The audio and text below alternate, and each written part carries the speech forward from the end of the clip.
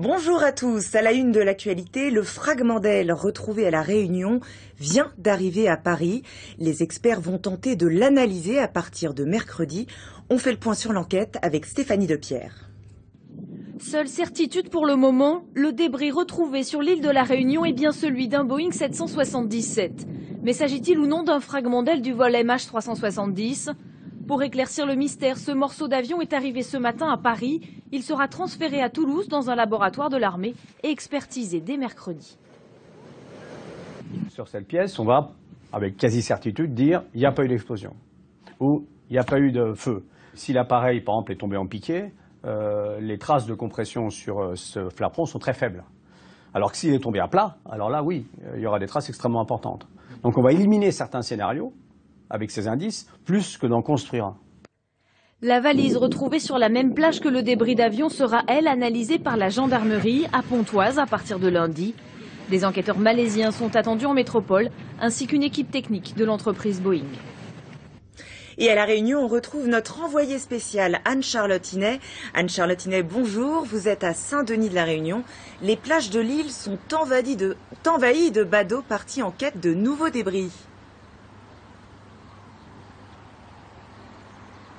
Oui, absolument, des Réunionnais, des touristes qui depuis hier sillonnent les plages de l'est de l'île à la recherche du moindre objet, de la moindre trace. La zone n'a pas été sécurisée. Hier, justement, 2 bouteilles en plastique avec des inscriptions en indonésien et en chinois ont été découvertes sur la plage où le débris a été repéré mercredi. Des analyses sont en cours, mais il faut évidemment rester très prudent car de nombreux cargos asiatiques passent régulièrement au large de l'île de la Réunion. Il y a également un hélicoptère de la gendarmerie qui a survolé hier la zone à basse altitude, mais ça n'a rien donné. En fait, les premières réponses viendront de Toulouse en fin de semaine prochaine où ce paleron, ce morceau d'aile sera analysé. Un morceau d'aile dont on sait maintenant avec certitude qu'il appartient bien à un Boeing 777.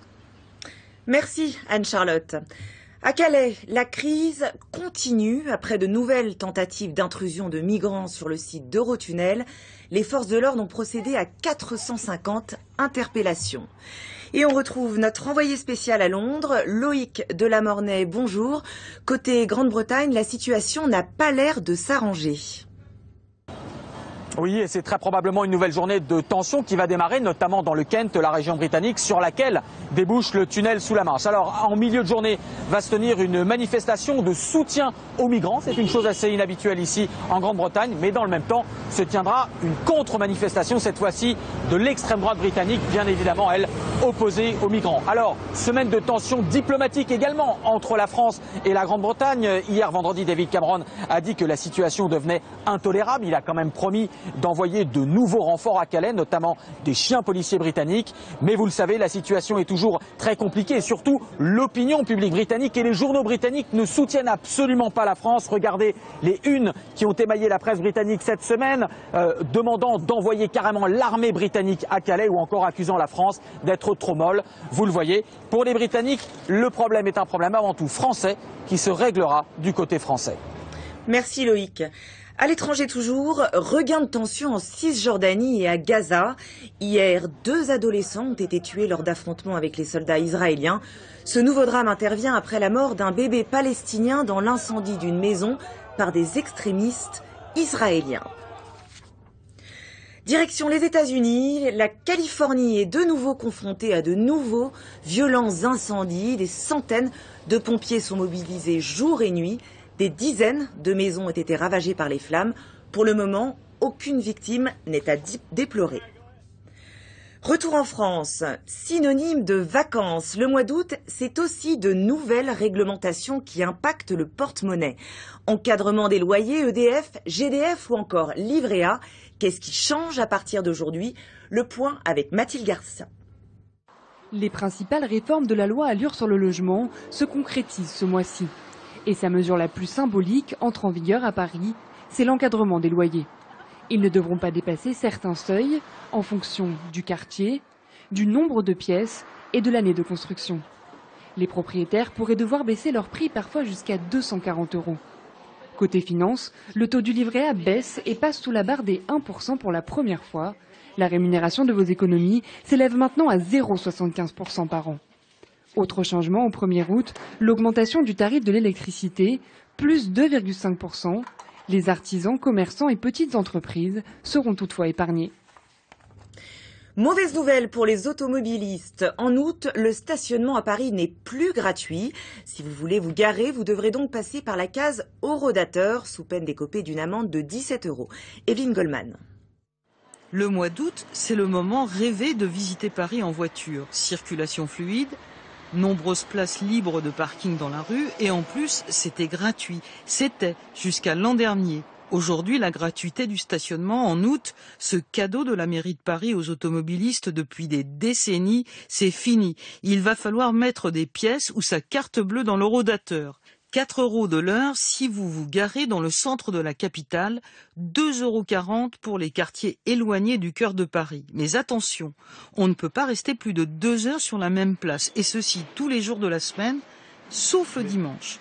Une mesure pour décourager les automobilistes et les amener à ne pas se déplacer en voiture dans la capitale. Santé à présent. Les Français sont de plus en plus méfiants à l'égard des vaccins. Alors la ministre Marisol Touraine annonce la tenue d'un grand débat national à l'automne. Claudia Le Désert. Le vaccin de plus en plus boudé par les Français. La ministre de la Santé Marisol Touraine a annoncé un débat national à l'automne pour rappeler l'importance de la vaccination. Pétitions en ligne, études critiques ou rumeurs sur les effets néfastes des vaccins, même certains professionnels de santé s'y mettent. Environ 10% de la population se dit ouvertement contre les vaccins. Certains parents refusent de faire immuniser leurs enfants contre la polio, le tétanos ou la diphtérie, des vaccins pourtant obligatoires. Ce qui fait peur, ce sont les potentiels effets secondaires des adjuvants et le lien avec certaines maladies, comme les doutes sur des cas de sclérose en plaques provoqués par le vaccin de l'hépatite B. Pourtant, refuser de se faire vacciner, c'est prendre des risques pour soi et pour les autres, un comportement qui pourrait faire réapparaître des maladies oubliées et mortelles. Et maintenant, on parle de livres avec notre invitée Catherine Gansmuller. Catherine Gansmuller, bonjour. Vous êtes auteure de nouvelles et de romans pour adolescents surtout. Et vous signez là un premier roman pour adultes, si je puis dire, Anna Pencoat aux éditions de Boré. Alors Pencoat, c'est du breton. Qu'est-ce que ça veut dire? C'est du breton, parfaitement. Alors ça veut dire tête de bois. Pen, c'est la tête. Et coat, c'est le bois. Donc c'est une... Voilà. C'est une héroïne qui a un fort caractère. Absolument. Elle est têtue, donc elle s'appelle Pencoat. Voilà. Alors que raconte le livre? Alors, ce livre se situe donc en Bretagne, en Pays Bigoudin particulièrement, c'est-à-dire en Finistère Sud, et il raconte l'histoire d'une jeune fille qui a décidé d'échapper à la tradition et de changer son destin. On est tout de suite après la guerre de 14 et elle veut autre chose que ce qu'elle voit autour d'elle. C'est pas bien quoi. Et elle va rencontrer 3 femmes. L'une est une militante, ouvrière dans les conserveries. L'autre est une institutrice qui va lui montrer que l'instruction peut apporter la liberté.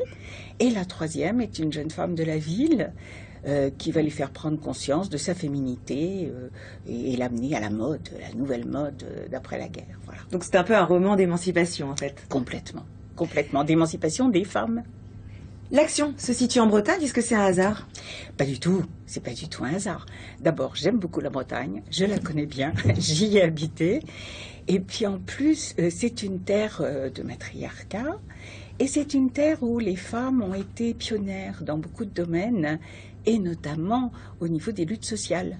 Et beaucoup au début du siècle, du siècle dernier j'entends, au début du XXe siècle. Donc il y a eu les Pennsardines, que tout le monde connaît peut-être, la révolte des sardinières de Douarnenez. Et puis il y en a eu d'autres, je ne vais pas vous les citer, il y en a beaucoup. Et c'est souvent les femmes qui sont à l'origine de ces mouvements sociaux. Et donc ce livre, c'est un roman féministe? On ne va pas dire ça, parce que féministe, moi je vois militant. Et je ne pense pas que ce soit un roman militant. C'est plutôt un roman qui dépeint des femmes après la guerre 14 et qui veulent changer un petit peu leur situation, qui veulent s'émanciper. C'est le début de beaucoup de transformations sociales. Et donc, ces femmes sont là pour effectivement trouver leur émancipation. Et peut-être qu'elles nous ont apporté beaucoup de choses dont nous bénéficions encore aujourd'hui. Voilà. Merci beaucoup Catherine Gansmuller. Je vous en prie. Merci. Merci à vous. Vous vous souvenez de Cécile, le lion abattu par un dentiste américain il y a quelques semaines au Zimbabwe? Eh bien, le pays réclame l'extradition de cet homme.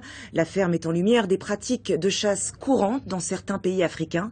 Des milliers de lions sont élevés en ferme dans le but d'être tués par de riches touristes étrangers. C'est ce que montre un documentaire intitulé Blood Lions, extrait commenté par Ambroise Duché. La mort du lion Cécile a ému le monde entier. Et le dentiste américain qui l'a tué fait aujourd'hui figure d'ennemi public numéro 1 dans le monde. Mais derrière le décès de l'animal star du Zimbabwe se cache un autre massacre. Celui de 7000 lions élevés dans des fermes pour être tués. Une tuerie de masse dénoncée dans ce documentaire présenté le mois dernier au Festival international du film de Durban en Afrique du Sud. La technique s'appelle la chasse en boîte, très répandue dans le pays. Les lions sont d'abord élevés en captivité, puis à l'âge adulte ils sont parqués dans des enclos comme celui-ci. Ils n'ont alors plus aucune chance de s'échapper.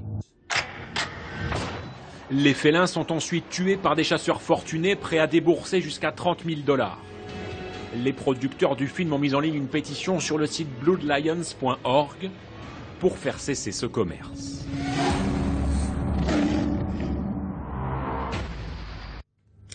Et on termine par ces images du piton de la Fournaise à La Réunion.